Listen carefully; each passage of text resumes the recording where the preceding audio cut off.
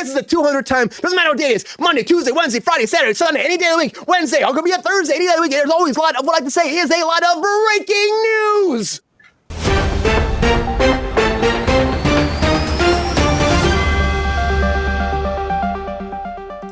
All right. Very first thing we'll talk about is, of course, the Paramount deal, everybody. The Paramount deal. Will this happen? Paramount and Sony have been going back and forth for way too long. But they have signed an agreement. Well, it's an NDA that allows Sony to actually get all their books and look at everything and have more of an assessment about the assets at Paramount. And at that point, then they can actually move forward their negotiation process and the actual offer and everything else. So this isn't a bad thing, but that $26 billion again might be out the window depending on how they look at the books and what happens. I understand you give I'm gonna give you $26 billion. You see the books, you're like, what the fuck? I'm not gonna give you that anymore. This isn't making sense to me. But you know what? Maybe that's how it goes. But Sony's got a lot going on. Look at their new lineup coming out. It's pretty old. I Know What You Did Last Summer, the reboot, and also another Insidious. Like the sixth one is happening. Like, what are you guys doing? What do you got for content right now? Reboots, remakes, redos. Oh, we talk about the shows. But that's like 200 episodes talking about this shit. But they're doing a reboot of I Know What You Did Last Summer, and they announced the release date. It's July 18th, 2025, and Insidious 6 will be coming out August 29th, 2025. So get ready for that. They just keep bringing shit out. Kruse control show, Tim. Good to see you, God King. But also, like, Insidious, do we need any more of this? Speaking of Insidious people, the person that attacked Steve Buscemi in National Treasure, you're fucking Insidious, man. But this guy has actually been caught. He has been caught. They couldn't find him. They found him on a camera recently, and the New York Police Department has brought him in. Now, 50-year-old Clifton Williams has been apprehended, and on top of that, he has been charged for randomly punching film and TV star, of course, Steve Buscemi, but charged with second-degree assault. So we'll see what happens moving forward. But of course, he was running from the law, and the law caught him. But yeah, what do you say? But National Treasure shouldn't be attacked. Look at Paul McCartney, another national treasure. He's a billionaire, everybody, in the UK, the very first billionaire in the UK. Of course he's a billionaire. I'm surprised this is just new news right now. You think Paul McCartney been like a billionaire years ago due to the Beatles, but it's new to today. And now it's like his net worth is $1.27 billion. And the UK is just cherishing him like we are. I gotta love him. You gotta love him so much. Give him respect, but do not give Dan Schneider respect because more allegations have come forward. Dan Schneider. And Dan Schneider himself, well, what do you say about this guy? We talk about the whole documentary for Max that came forward, but now, former child actor came forward about this, Beth Denberg, who was on all that, and she said a lot of allegations about what happened at her time on all that. Now, she said that he showed her porn on his computer.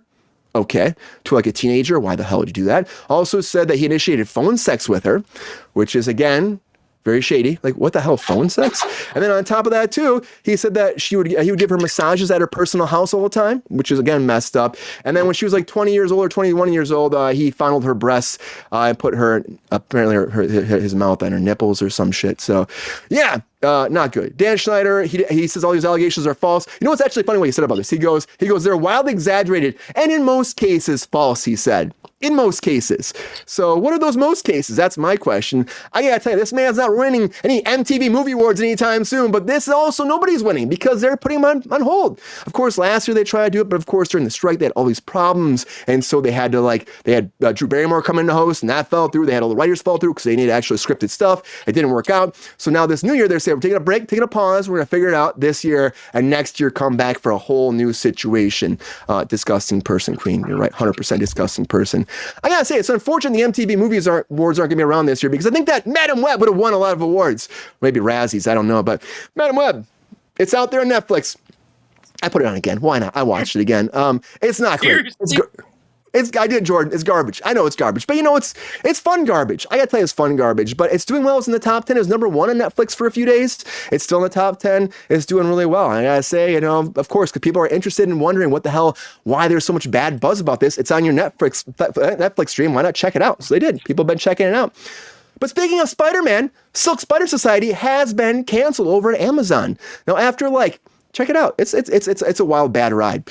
But Silk Society was supposed to happen for 2 years, been in development. Amazon picked it up, started moving forward with it, and now Amazon has dropped it, and now the rights go back to Sony. They're going to shop it around for someone else to pick this up. Everyone, this is about. This Silk Society is about Cindy Moon, a Korean-American woman bitten by the same spider that bit Peter Parker, and then she escapes imprisonment and searches for her family, or her missing family, on her way to becoming the superhero known as Silk.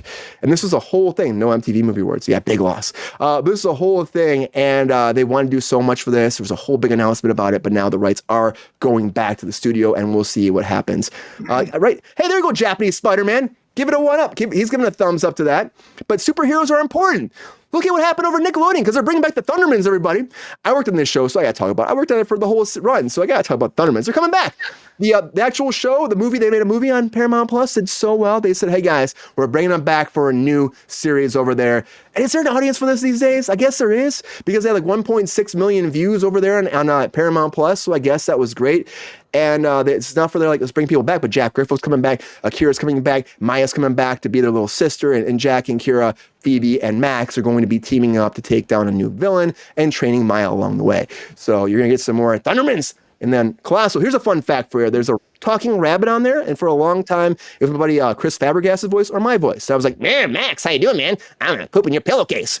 And then they eventually, with fucking Master Shake. Yeah. They got Master Shake instead do the voice, so that kind of happens. But, kids shows are very, very, very, very, very popular. Look at Five Nights at Freddy's coming back for a second one. That's right, coming back, and we talked about that a while ago, but now we have an official release date. It's coming out December 5th, 2025. Get your freak on over there with Freddy, and don't get fingered. And also, Cillian Murphy's coming back to 28 years later. That's right, he's coming back. He's going to actually be one of the main actors in this, one of the main cast members. We've been talking about this project for a while without Cillian Murphy actually mentioned as being a part of the cast. Well, now he's coming back, Danny Boyle's movie, playing the same role he did in the very first one, 28 days later.